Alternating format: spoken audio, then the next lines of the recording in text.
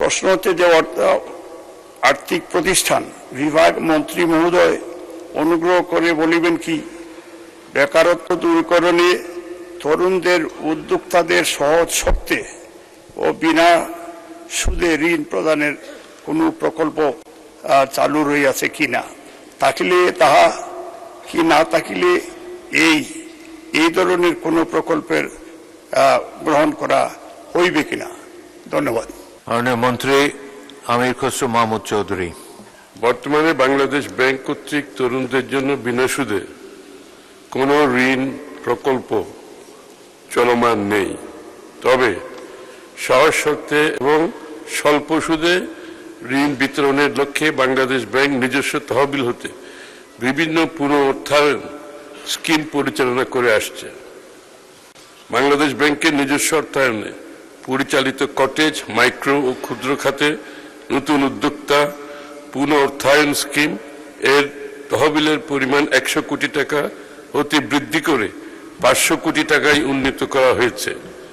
এই তহবিল হতে নতুন উদ্যোক্তাগণ বিনা জামানতে সর্বোচ্চ 7% সুদে সর্বোচ্চ 10 লক্ষ টাকা এবং জামানত সাপেক্ষে সর্বোচ্চ 35 লক্ষ টাকা পর্যন্ত ঋণ সুবিধা পাবেন।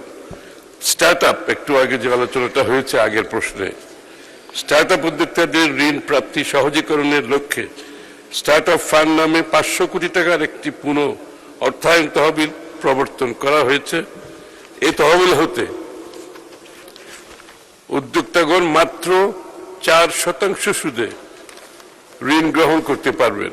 এছাড়াও স্টার্ট আপ খাতের অনুকূলে ঋণ সুবিধার পাশাপাশি ইকুইটি সহায়তা প্রদানের সুযোগ প্রদানের লক্ষ্যে বাংলাদেশ ব্যাংক এর উদ্যোগে 29টি তফসিলি ব্যাংকের অংশীদারিত্বে Bangladesh start up investment company PLC নামক ইকুইটি ইনভেস্টমেন্ট কোম্পানি গঠন করা হয়েছে।